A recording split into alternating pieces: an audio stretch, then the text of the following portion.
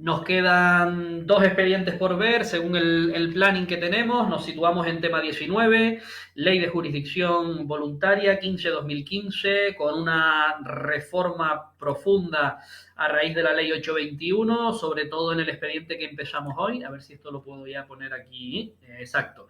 El expediente se llama así ahora, de provisión de medidas judiciales de apoyo a personas con discapacidad. Hablábamos el otro día de que a raíz de la reforma de la ley 821, de reforma de leyes procesales para establecer este procedimiento de medidas judiciales de apoyo y para operar un cambio en la forma de entender la capacidad jurídica de las personas, en el sentido básico que estuvimos hablando el otro día, de que no va a existir la consideración de discapacidad, o sea, de falta de capacidad, y en los casos de personas con alguna discapacidad, la función o grado que sea, lo que se va a entender es que hay que dotarle de las medidas de apoyo, en este caso judiciales, necesarias para que puedan manifestar su voluntad y ejercitar con plenitud la capacidad jurídica y capacidad de obrar que a todo ser humano se nos reconoce por ley.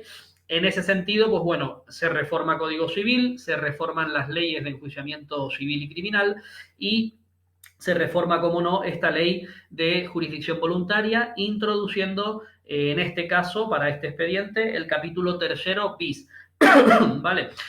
Vamos a tener el artículo 42, desde el bis A hasta el bis ter, un procedimiento que parte ya de esa consideración de plenitud de capacidad jurídica y por lo tanto se limita de una manera muy, muy amplia y exceptuando algunos supuestos ya consagrados o muy, muy, muy necesarios, la tutela, la figura de la tutela.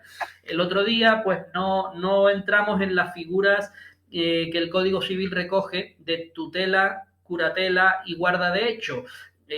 No quiero yo confundirles mucho, el expediente este está al margen de esas 3 figuras, el de medidas judiciales de apoyo, y casi contrapuesto, ¿verdad? Casi solo va a coincidir cuando la medida judicial necesaria y que el juez apruebe sea la de nombrar a un curador, ¿vale? Ahí sí enlazamos y traemos a la figura del curador.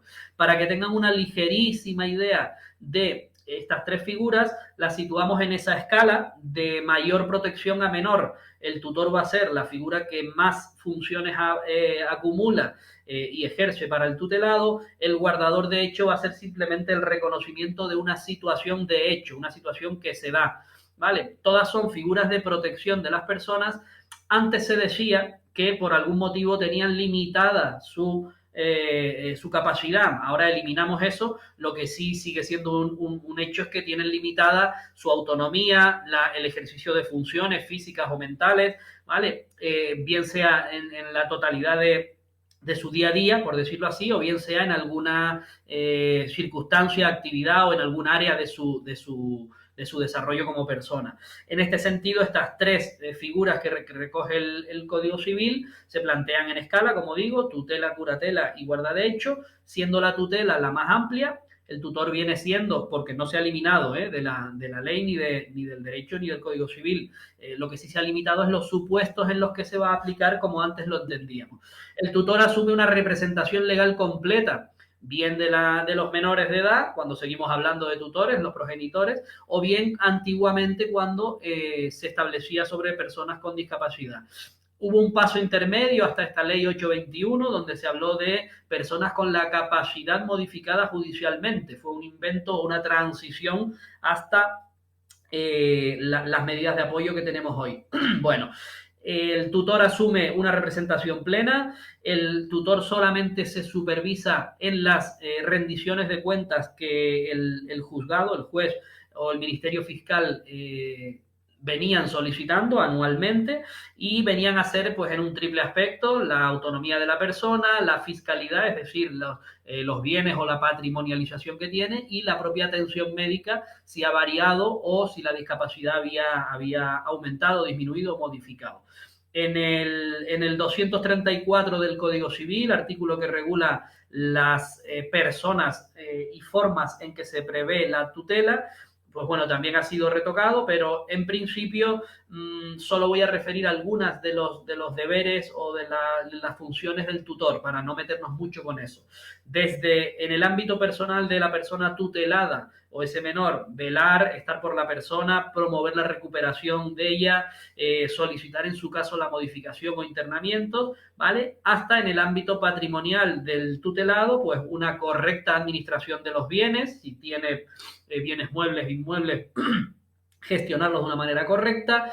Eso incluye los actos o los posibles actos de disposición sujetos a autorización judicial, vender, comprar, gestionar, alquilar, etcétera.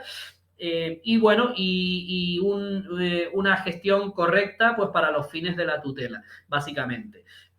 Todo esto, pues cuando terminaba esa tutela, había un informe final a modo de rendición de cuentas también, y podíamos encontrarnos con lo que se llamaba la remoción del tutor, o bien cambiarlo o bien eliminarlo. Cambiarlo, pues cuando un padre venía siendo tutor por mucho tiempo, hablo en pasado porque estas figuras ya todas se van a encauzar por el procedimiento que hablamos hoy.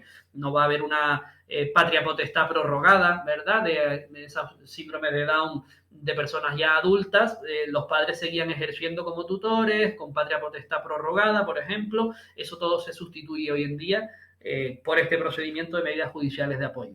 Al final de todo esto había una rendición final de cuentas, un informe anual de esa administración y ya está.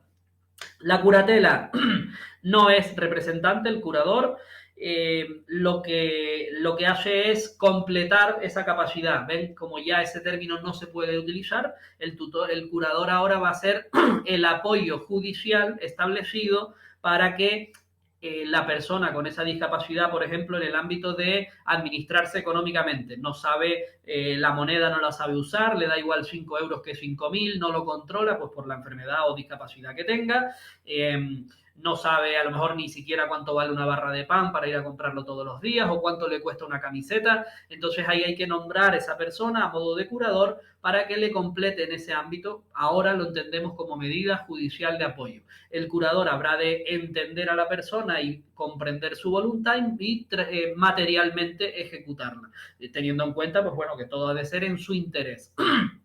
Como digo, no representa al sometido a la curatela, al curado en este caso. Se suele establecer en aquellas enfermedades, pues por ejemplo, acabo de comentar un ejemplo, la persona que tenga alguna discapacidad que no le permita manejarse en ese ámbito económico, pero también en supuestos en los que hay alguna enfermedad tipo ludopatías, por ejemplo, la prodigalidad, el famoso hijo pródigo, al que si le das cualquier patrimonio se lo espalilla en un momento porque no controla nada de eso, o los supuestos ya de incapacidades físicas o mentales en determinados ámbitos. Bueno, pues eso también.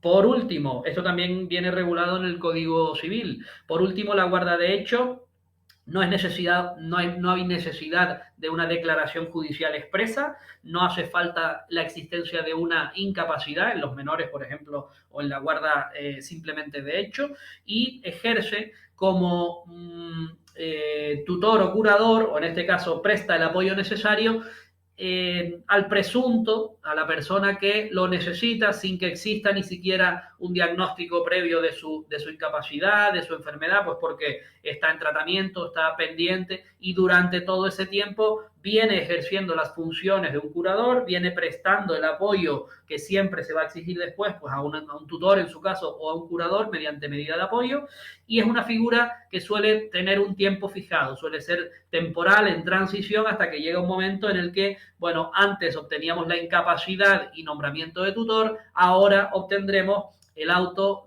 con las medidas de apoyo necesarias o el nombramiento de curador. Les digo que ejerciendo las mismas funciones de apoyo, en este caso, tanto en el ámbito personal de la persona con discapacidad como en su ámbito patrimonial sobre todo. Les digo que la mayoría de expedientes que de medidas judiciales de apoyo que vamos a ver hoy, se están dando bien en revisión de las tutelas o bien en patrias potestades prorrogadas que antes se venían ejercitando, o bien como procedimientos nuevos, pero casi todos están abocando no a una medida en concreto, no a que se proporcione determinado apoyo para actos concretos, sino un curador. Se está intentando retomar de la antigua concepción el curador, pero estableciéndolo con una serie de informes, ahora veremos lo que se puede solicitar, para que ejerza el ámbito que venía haciendo. Ya cuando empezamos a tocar este procedimiento en civil lo vimos cuando hablamos de los internamientos y ahora que va a haber muchos más expedientes, dijimos que hay un amplio sector crítico, no solo en la esfera judicial, los que interpretan el derecho, sino en todos los sectores, el social, socioeconómico, en las administraciones que van a intervenir, todas aquellas que tienen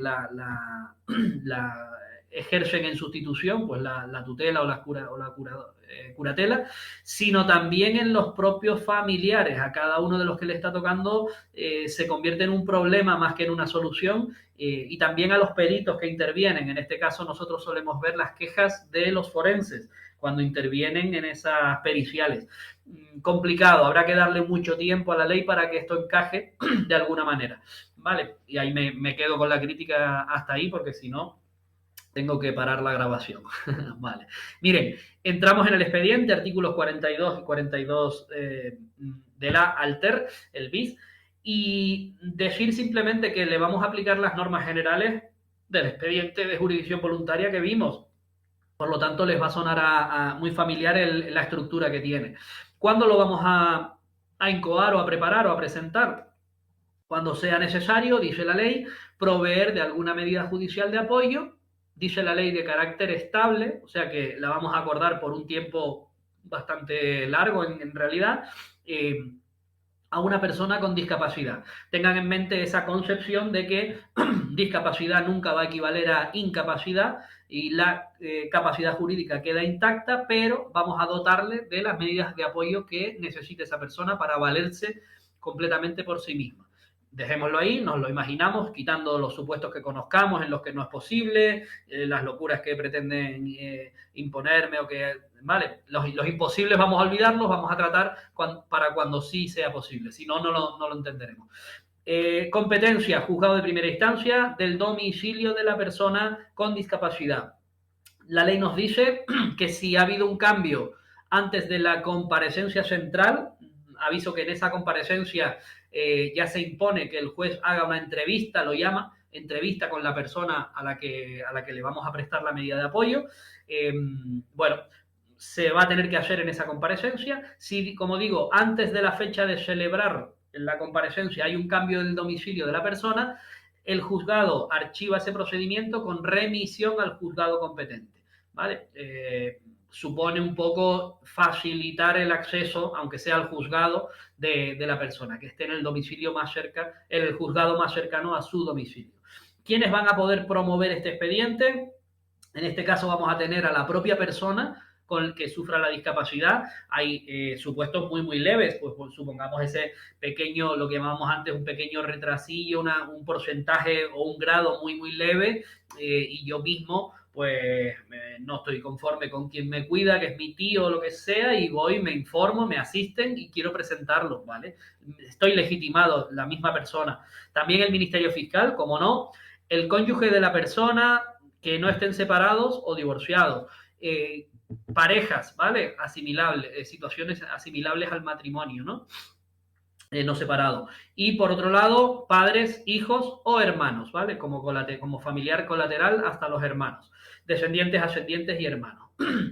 Lo que podrá hacer cualquier persona, esto es una medida social, es que cualquier persona, un vecino, un familiar lejano, alguien no contemplado entre los legitimados, lo que puede es acudir a fiscalía, poner de manifiesto la situación de abandono, de peligro, de necesidad, de lo que sea, al Ministerio Fiscal, aportando los datos que tenga, simplemente, y será el Ministerio el que esté obligado, el Ministerio Fiscal, a iniciar el procedimiento para que esas medidas se materialicen. Por otro lado, nos impone a todos los funcionarios públicos y autoridades que por razón de su cargo, de su función, tengan conocimiento de alguna de estas situaciones, bien de desamparo, bien de necesidad, con respecto de una persona con discapacidad, también de comunicarlo al fiscal. La diferencia y las preguntas son en que unos podrán, el vecino podrá, y si no lo hace no le pasa nada. Los funcionarios tenemos la obligación, tenemos el deber, funcionarios públicos y autoridades,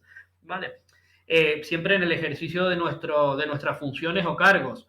Si yo, a pesar de que soy funcionario, lo que conozco lo conozco porque es un vecino, utilizaré la vía del podrá, no se me exigirá. Ahora, si yo estoy tramitando un expediente en la Concejalía de Asuntos Sociales y tengo conocimiento de un menor o de un discapacitado, entonces estaré obligado, ¿vale? Es por razón de las funciones o del cargo si soy autoridad. En cuanto a la postulación o necesidad de acudir al procedimiento asistido, defendido por abogado y representado por procurador, se establece esa necesidad, que el expediente lo presente abogado y procurador. Ahora bien, si la persona con discapacidad puede hacer la designación que quiera o incluso solicitarlo de oficio, se hará así. Si se prevé que no lo haga, en la solicitud se prevé que por su situación no pueda hacerlo, el que haga la solicitud lo que va a tener es que acudir a la figura del defensor judicial. El defensor judicial viene a asumir la protección, legitimación, en este caso representación en juicio, aunque no se puede decir así, sino el trámite de presentar la solicitud y hasta que tenga abogado y procurador, lo asume o bien una persona o bien en la mayoría de casos, sobre todo cuando no se inicien por Ministerio Fiscal, lo asume el Ministerio Fiscal. ¿Vale?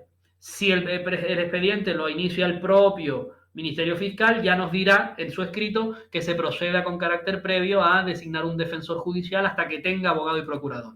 Pues bueno, esa es la idea de la ley para tener a la persona con discapacidad plenamente...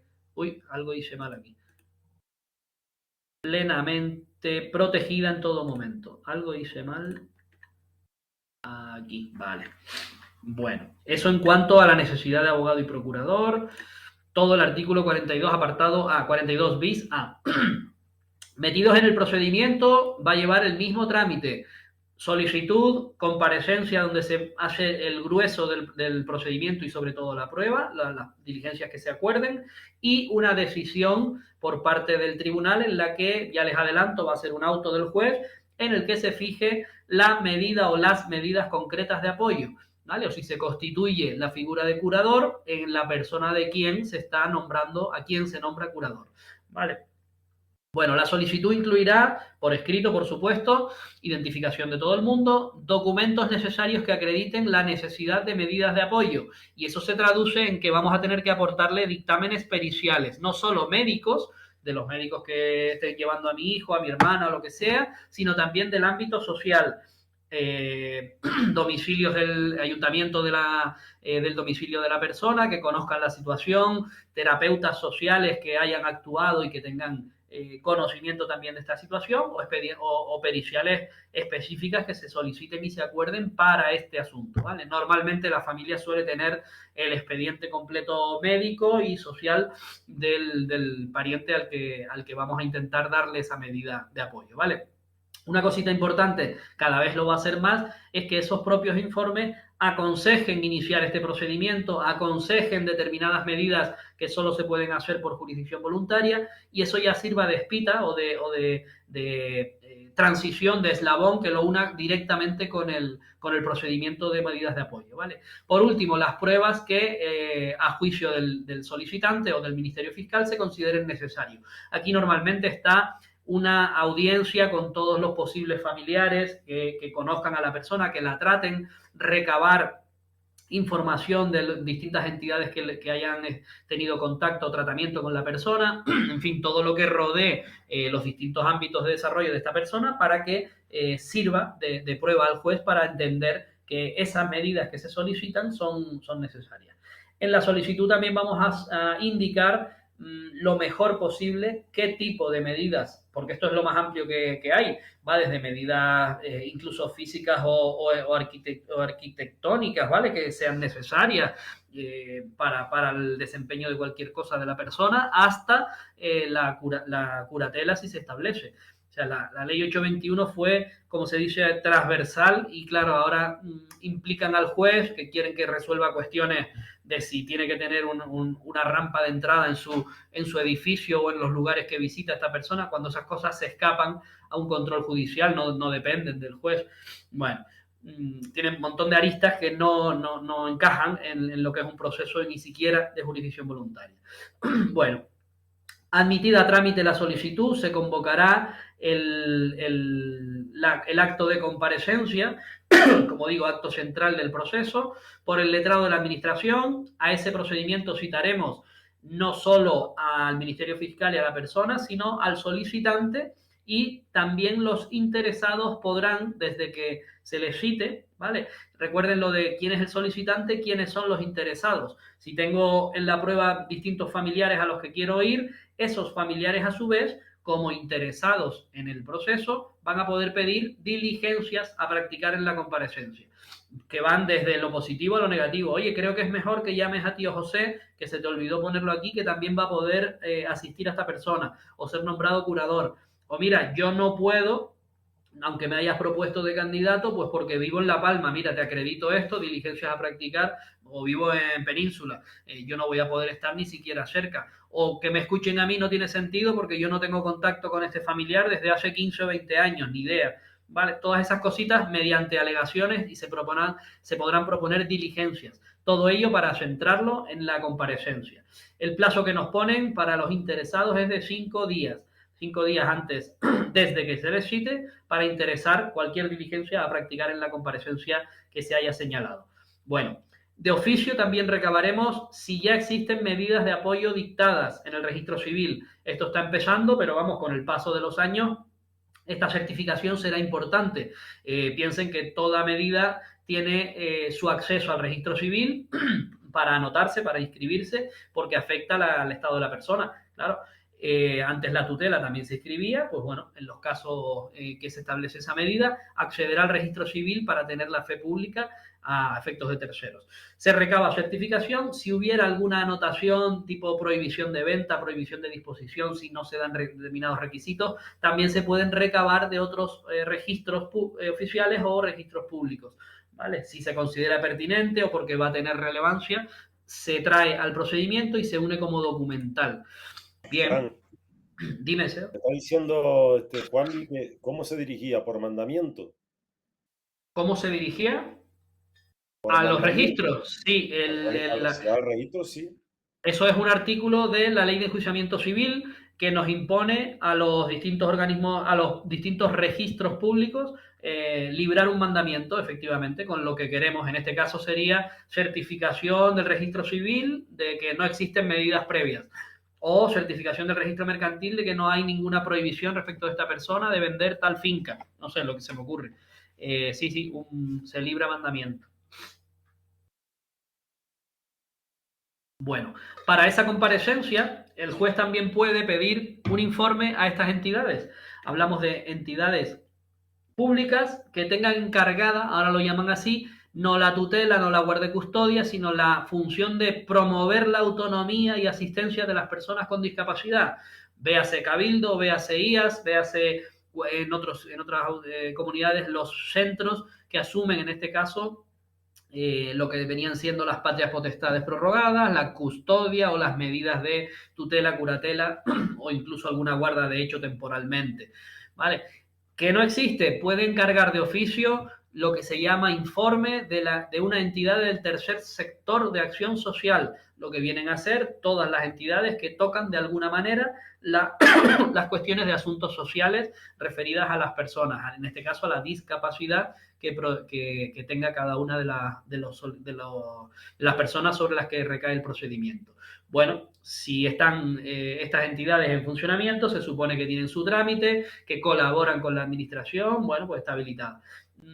Todo esto irá desarrollándose, como digo, y esperemos que se clarifique. Hoy en día son todas estas entidades que les he dicho las que asumen esta cuestión, porque como ustedes ven, dice debidamente habilitada como colaboradora de la Administración de Justicia. Todo esto no lo tenemos hoy en día específico. En ningún sitio vas y compruebas si el centro de día de ancianos de no sé dónde está debidamente habilitado. No, eso está en el papel y ya, bueno, se supone que sí, que todos colaboran porque tienen el deber genérico de colaborar, tienen a los ancianos allí con cada uno con su tutela, con su sesión de la custodia, con su internamiento, lo que sea, y de momento vamos caminando con eso. ¿Que se consigue centralizar algún día y todo está muy correcto? Pues habrá un sitio donde acreditar todas estas cositas, se le pedirá el informe y se recabará. De momento, pues se tira con todos estos informes. Por último, ordenar que por el forense normalmente, aquí está el quid de la cuestión de las quejas de los forenses, un dictamen pericial efectuara antes de la comparecencia. No me voy a meter con las quejas por lo menos de nuestros forenses porque son muy amplias, pero vamos, que existen dudas sobre si la función del forense abarca estos supuestos, se debe meter o no a una incapacidad, a una discapacidad de una persona que ya está diagnosticada y tratada, quién es el forense para determinar cuáles son las medidas que le vendrían bien al apoyo a esta persona para que exprese su voluntad. Es que pretenden un poco que judicialmente con toda la maquinaria se haga un milagro y la persona pueda tener una capacidad plena como la tendría sin la discapacidad que padece, lo cual, pues bueno, surgen quejas por todos lados que tienen cierto sentido.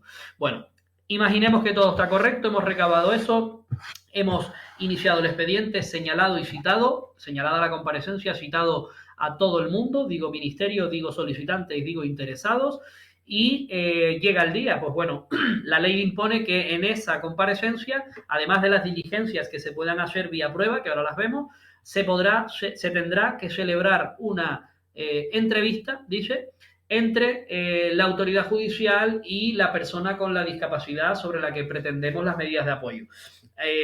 Antiguamente, en los procesos de incapacidad, pues bueno, el juez tenía una audiencia con la persona con discapacidad y de manera muy, con su protocolo de actuación y con un lenguaje claro, sencillo, que no dé lugar a dudas, pues el juez se hacía una idea en base a eso y en base a los documentos sobre la necesidad o no de incapacitar a la persona. Bien, aquí lo que dice es que se entrevista con la persona y que si se puede, en función de sus circunstancias y de su estado, se le informará de las alternativas que se hayan propuesto.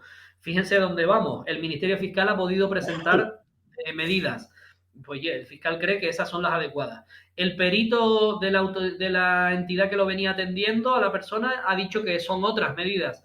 Los familiares o el solicitante, unas terceras.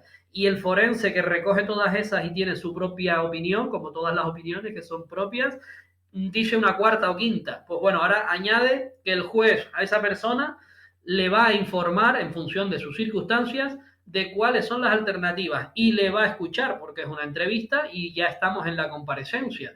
Y lógicamente, si esa persona tiene posibilidades de manifestar su voluntad, va a decir A, B, C o D. Pues imagínense ustedes el resumen de todo esto. Bueno, además de eso, practicaremos las diligencias que se hayan propuesto y admitido, normalmente audiencias de familiares, informes, documental de todo tipo. Bueno, o escuchamos a todos los que hayan comparecido e incluso dice que se oirá a las que hayan comparecido y manifiesten su voluntad de ser oídas. Yo aquí entiendo que como mínimo la condición de interesado la tienen que tener. No creo que sea factible recibir a cualquiera. No, es que yo soy un amigo del colegio y lo conozco y quiero, como me enteré de refilón que le iban a poner estas medidas, quiero hablar. No están, se tiene que ceñir al concepto de interesado como mínimo. ¿Vale? Haya sido citado o no haya sido citado. En todo caso, el juez será el que o bien haya resuelto esto ya antes de la comparecencia o si se diera el caso en la misma comparecencia, resolvería. ¿Vale? No creo que sea lo normal.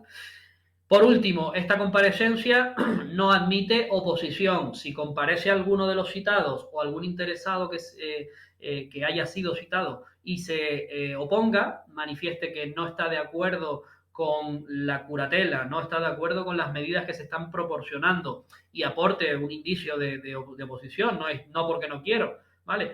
En ese caso, si está fundada esa oposición, se pondrá fin al expediente. Ya no podremos tramitarlo como jurisdicción voluntaria. Recuerden, jurisdicción voluntaria y todos los expedientes no admiten esa contradicción, esa formación de partes opuestas, partes procesales con intereses contradictorios que van a discutir conforme a la ley en un procedimiento declarativo, ¿vale? Desde que surja esa contradicción, tenemos que archivar y remitirles a la vía civil para tramitar la correspondiente tutela en este caso o procedimiento civil.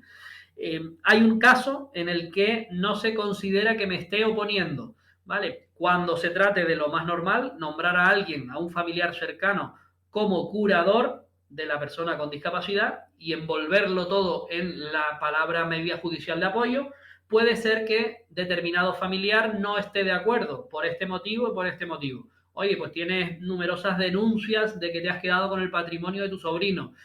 Tienes actuaciones en penal de que, oye, te maltratas a esta persona anciana y tal, no quiero que sea este hijo, sino yo, o la otra hermana que es la que lo ha cuidado toda la vida. Esa oposición a nombrar a una persona en concreto como curador no se considera que te estés oponiendo a la medida en sí. Yo quiero que nombre un curador, pero esa persona no, porque no me fío de ella, porque ha tenido estos antecedentes, por lo que sea.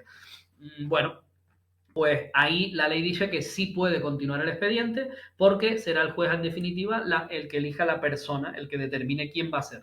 No me estoy oponiendo a que se nombre un curador. Por último, decidimos por auto el fin del expediente, decidimos qué medidas de apoyo necesita en cada caso la persona con discapacidad.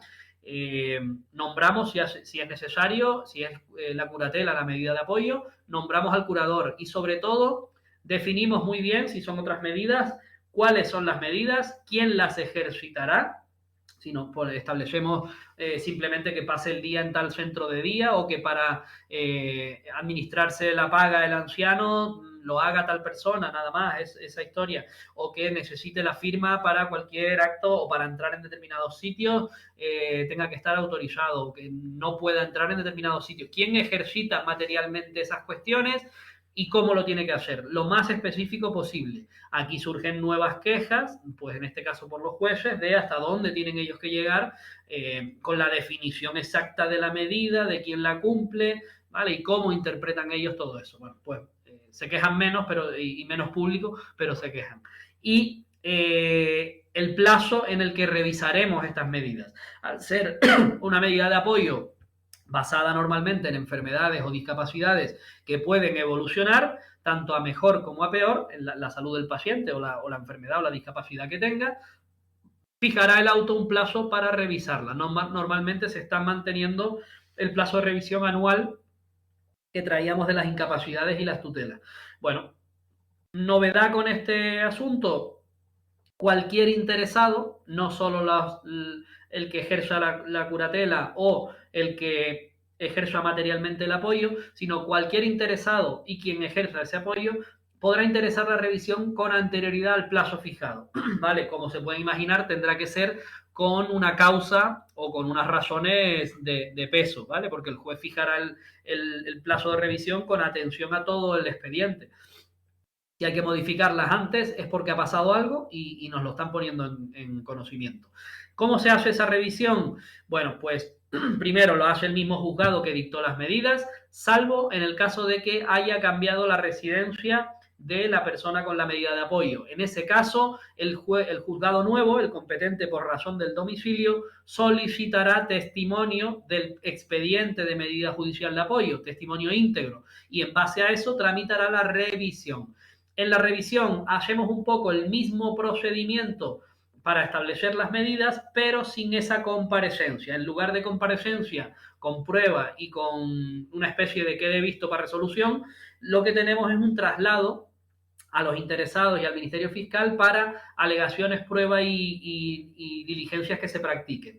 Posteriormente a esto, nuevo auto con la revisión. Se revisa la medida de apoyo y en el sentido donde establecíamos tal cosa, ahora, a partir de la firmeza de este auto, funcionará de la siguiente manera. O quitamos la curatela y la sustituimos por un régimen simplemente de acompañamiento. La persona tendrá que ir al banco acompañada de su familiar fulanito a los efectos de lo que sea. No sé, se me ocurren miles, pero bueno. Y también le aplicamos lo mismo con respecto a la oposición. Si alguien se opone a la revisión o a las medidas de revisión, pondremos fin al procedimiento y habrá que acudir a la vía civil para resolver la cuestión. ¿Vale? Con esto terminamos el proceso, tampoco es muy complicado. Yo no sé si nos harán muchas preguntas sobre jurisdicción voluntaria, tema 19, no sé si incidirán en lo nuevo. sobre todo no lo sé porque hay muchos flecos que se quedan ahí sueltos, pero vamos, si nos lo preguntan, va a ser artículo por artículo, literal. O sea que con echarle una lecturita a los artículos bien, nos van a poner entre las respuestas la que es tal y como dice la ley, porque aquí no se arriesgan a interpretar nada, ¿vale? Lo digo sobre todo para gestión, donde alguna vez nos encontramos alguna preguntita que no es literal. Auxilio y tramitación, ya les digo yo que si nos preguntan del tema 19 va a ser literal. No hay, y casi todo el examen, ya verán. ¿Vale? Pues bueno, nos terminamos también conciliación, que va a ser también rápido y cortito.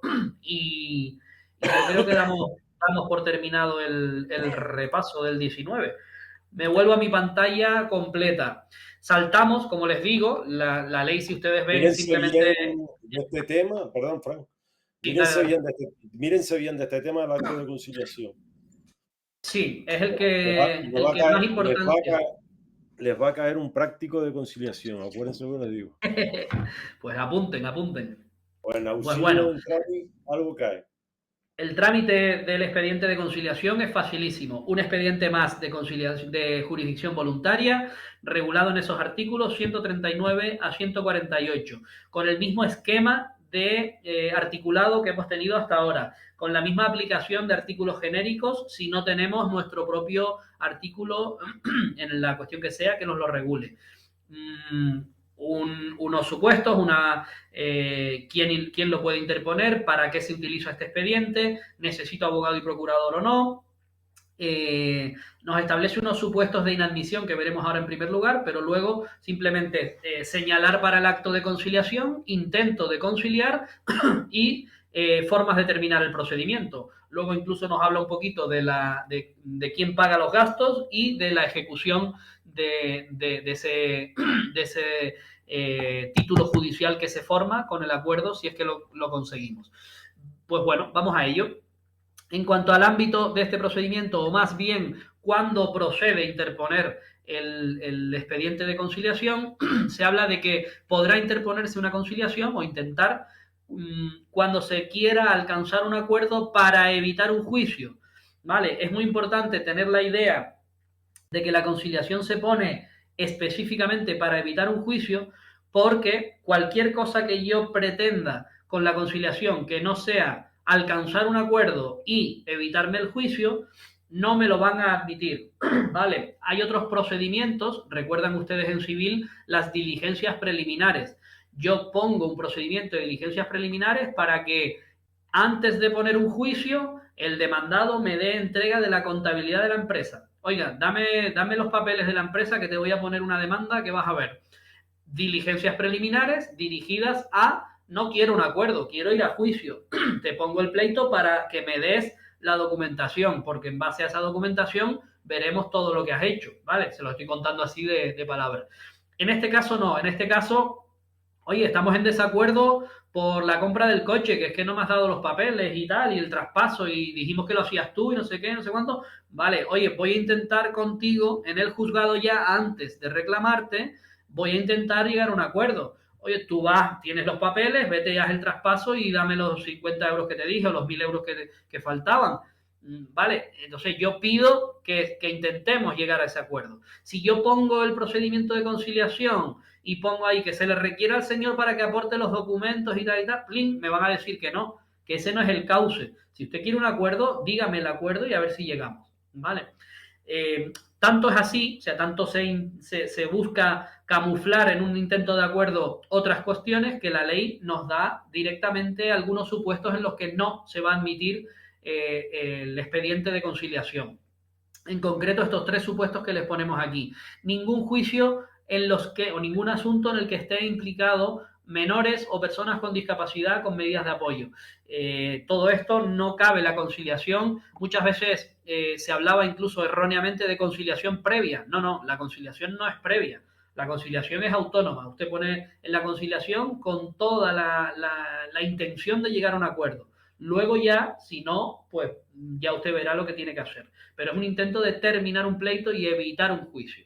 Tampoco se va a admitir ningún intento de conciliación contra Administración del Estado, Administración General, comunidades autónomas, resto de administraciones públicas, corporaciones de derecho público o instituciones de la misma naturaleza.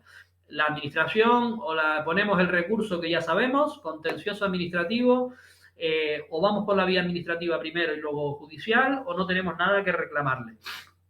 Tampoco cuando los jueces hayan incurrido en responsabilidad civil.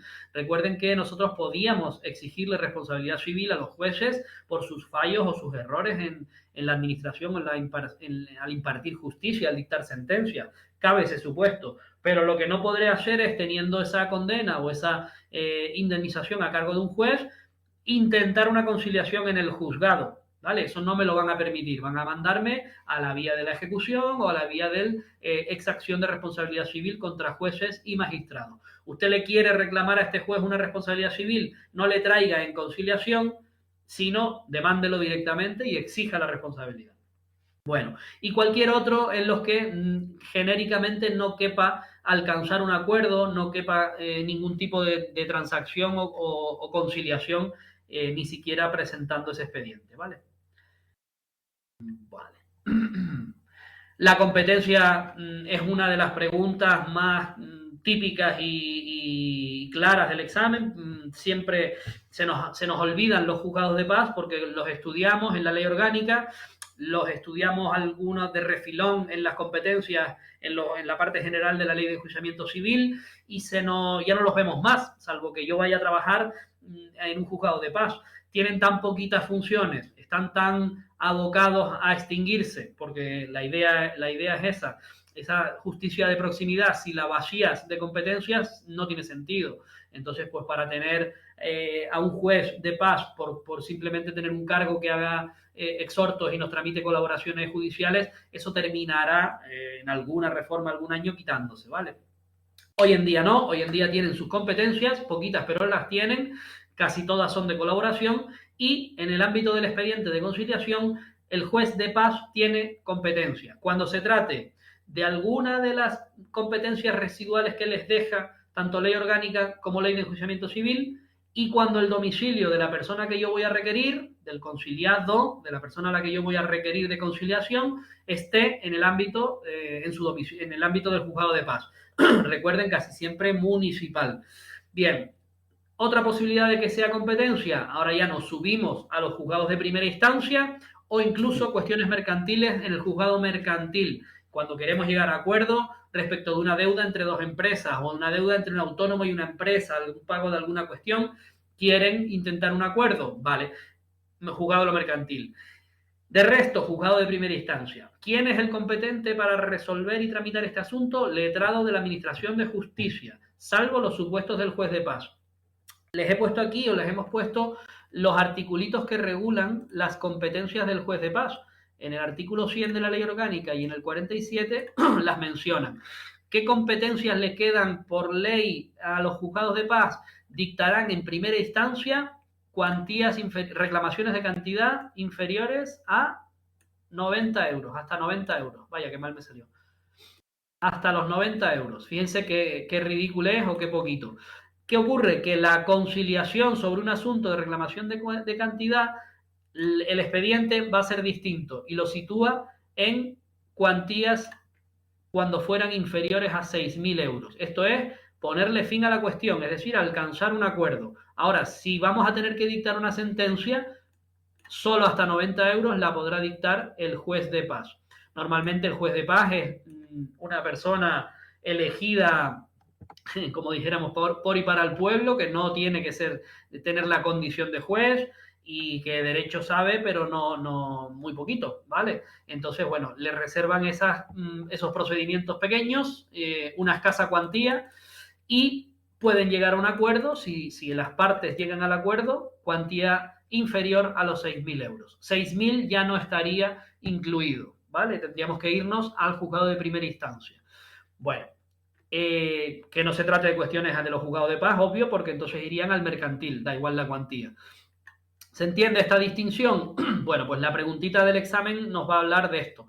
Y si es un caso práctico, como dice SEO, pues tendremos que atender a si se trata competencia del juez de estas dos residuales que nos quedan, ya les digo yo que casi nunca, muy poquito, si el domicilio de la persona requerida está en el ámbito del juzgado de paz, y para todo lo demás nos tendremos que ir a los juzgados de primera instancia, ¿vale?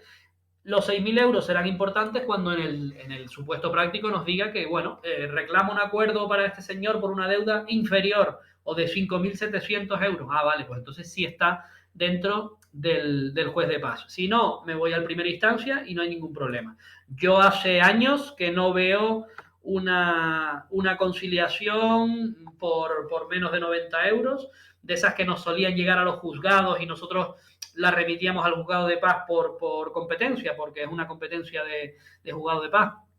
Y según pues nos dicen de los juzgados de paz, muy poquito llega. ¿Vale? Son cuestiones que la gente deja pasar y que no terminan en los juzgados.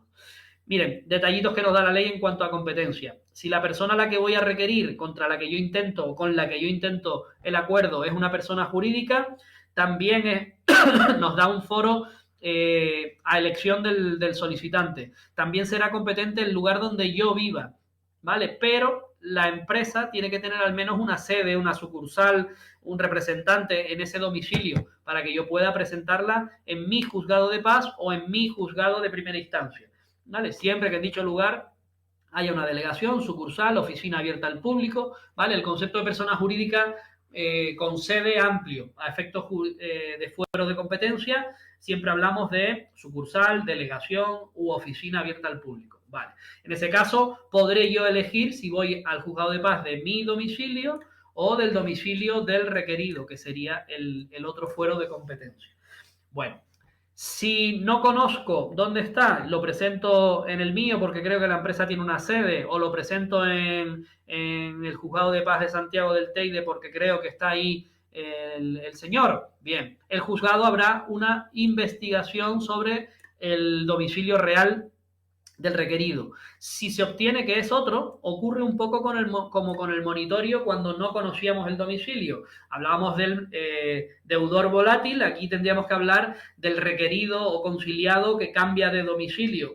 Bueno, pues lo que pasa es un poco lo mismo. Se archiva el procedimiento, el expediente de conciliación y se le reserva al solicitante la posibilidad de acudir a poner la conciliación en el otro domicilio que se ha averiguado. Esto no tiene mayor complicación, ¿vale? El deudor, igual que en el monitorio, se archiva y se le invita o se le deja que ponga el monitorio en otro sitio, en el nuevo domicilio. Aquí también, al juzgado de paz o juzgado de primera instancia del domicilio averiguado, por así decirlo. ¿Vale? Y en cuanto a las cuestiones previas, cuestiones de competencia o supuestos en los que yo quiera recusar al letrado porque es familiar, porque lo conoce, porque tiene interés, amistad, enemistad, todas las causas de recusación, ¿vale? El efecto va a ser uno de los efectos previstos para el término de la conciliación. Es decir, si el requerido alega falta de competencia que se tiene que remitir a otro juzgado, recusación del letrado, etcétera, etcétera, la consecuencia es tener por intentada la comparecencia sin más trámite, es decir, he intentado una conciliación y no ha querido usted conciliar, ¿vale? Eso tiene su importancia por fuera dependiendo de lo que reclame, a efectos de intereses que se siguen generando, a efectos de daños y perjuicios futuros, en fin, cualquier cuestión, usted ha sido el que yo he intentado conciliar y usted no ha querido, se ha agarrado a una cuestión de competencia, a una excusa, a una recusación del letrado, ¿vale? A cualquier trámite legal para no llegar a un acuerdo conmigo. Por lo tanto, no es que se resuelva esa cuestión de competencia, a ver si tengo o no tengo, directamente y sin más trámite, archivo del expediente. ¿Vale? Esquema de trámite o desarrollo del expediente. Solicitud, admitimos no a una comparecencia, sino a un acto de conciliación, acto de conciliación en el que se tramitan y se practican diligencias y posterior resolución del expediente. Vamos a ir viendo cada uno de ellos. Miren, la solicitud obviamente por escrito, no necesitamos abogado y procurador, ya lo hemos puesto y además aquí pueden ver que se puede usar el impreso o el formulario normalizado de conciliación, simplemente rellenando los campos y adjuntando la documentación. Y en ese escrito, si lo ponemos nosotros de nuestra manufactura, datos y circunstancias tanto del solicitante como del requerido. Obviamente el domicilio es obligatorio. ¿Por qué? Porque determina la competencia, ¿vale? Tanto del juzgado de paz como del de primera instancia. Objeto de la conciliación, qué es lo que me ha pasado, si es otra causa de un contrato, perdón, si trae causa de unos daños y perjuicios, si trae causa de un accidente, bien de tráfico, bien de otro tipo. Los supuestos son muy variados y se puede intentar un acuerdo en muchos casos, ¿vale? ¿Qué es lo que yo pretendo? ¿Qué ha ocurrido y qué pretendo? La fecha en que ocurrió el hecho que me trae a conciliar y sobre todo, que no es lo mismo, objeto de la avenencia. Aquí yo tendré que expresar lo mejor posible cuál es el acuerdo al que yo tengo que llegar, al que yo, o que, cuál es el acuerdo que le pido yo a la otra parte, ¿vale? Aquí irán los términos del acuerdo.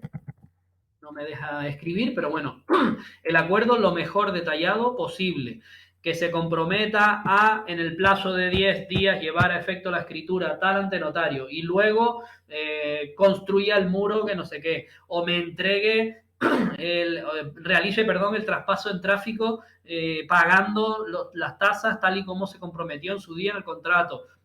Vale, que lo haga de 3 veces el pago, una un día, otro día y otro día. ¿Vale? Todas las cuestiones que se pueden acordar explicaditas en ese objeto de competencia, de avenencia. Por último, le uniremos, por supuesto, los datos, informes periciales, etcétera, que consideremos oportunos a efectos de acreditar lo que estoy diciendo. No hace falta abogado y procurador, impresos normalizados, admite el letrado en 5 días, en 5 días máximo desde la presentación y señala un acto, una fecha para el acto de conciliación.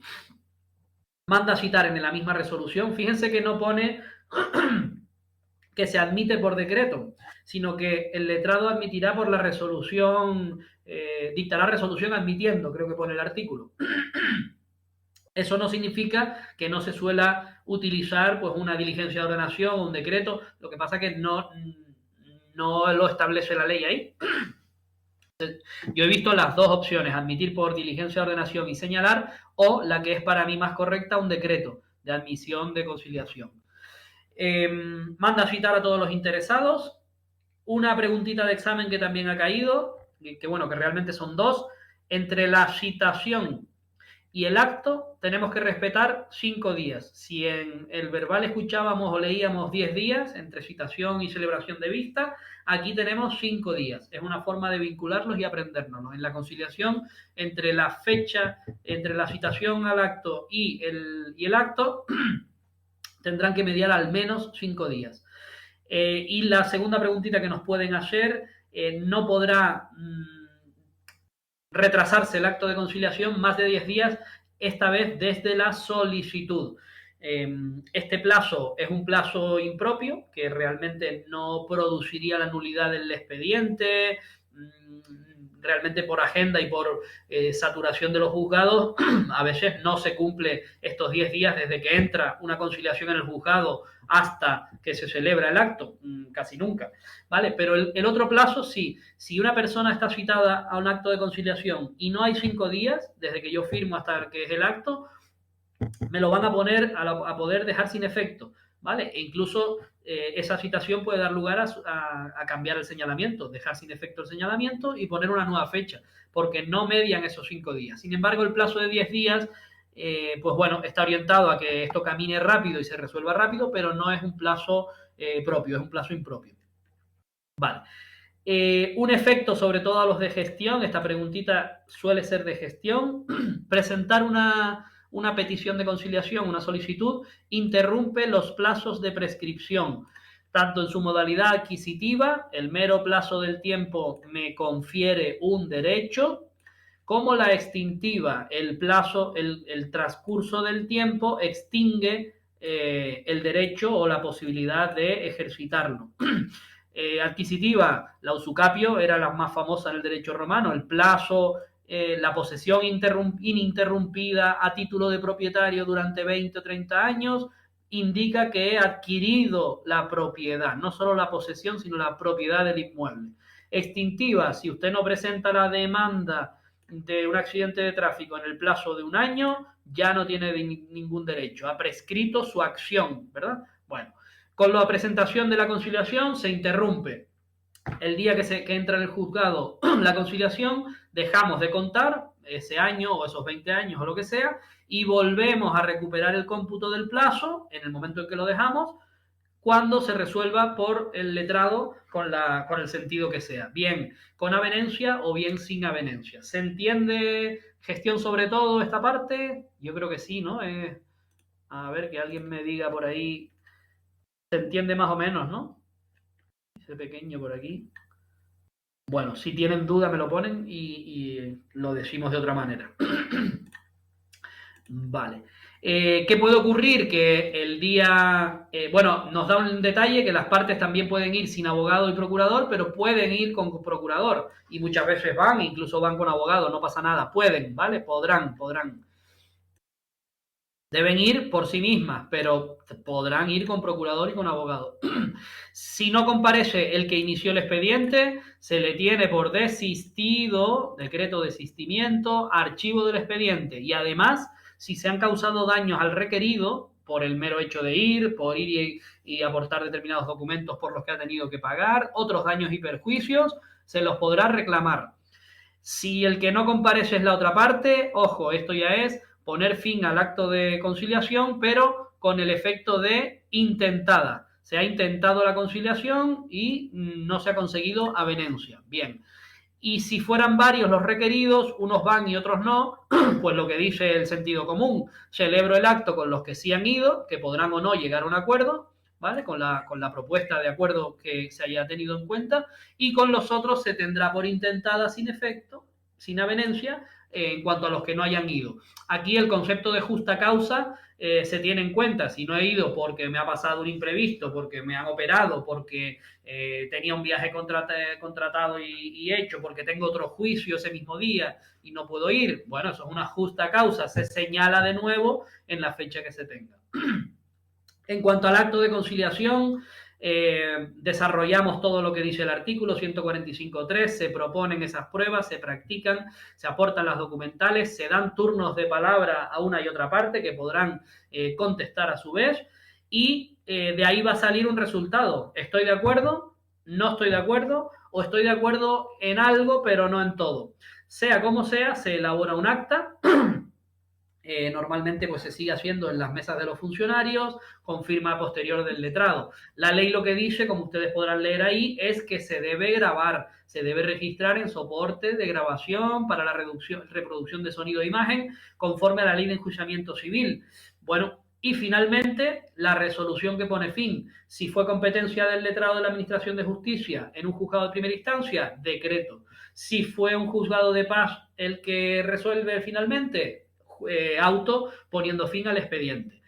En ambas resoluciones, si se ha alcanzado acuerdo, se referirá o lo incluirá. Ambas partes del acto termina con avenencia en el sentido del acuerdo que se contempla en el acta registrada o en este acuerdo, RAM, y lo incluye. Importante si lo incluye porque, como veremos ahora, el artículo 147, y bueno, lo digo ya, a efectos de ejecución, porque si no se cumple vamos a ir a ejecutarlo, el decreto o el auto constituyen título ejecutivo. Título ejecutivo judicial, proviene de un expediente de juzgado. Por lo tanto, ejecución de título judicial conforme a la ley de enjuiciamiento civil, artículo 517 y todos los siguientes, ¿vale? Incumplir lo que he conciliado no tiene sentido. Me van a cascar los intereses, me van a embargar, me van a hacer cumplir al final, en fin, no tiene sentido. Por último, los gastos, ya lo decíamos, la ley prevé incluso quién paga los gastos que se hubieran producido por cuenta en el expediente. Los pagará el que hubiera promovido el propio expediente. Pues, señoras, señores, creo que con esto terminamos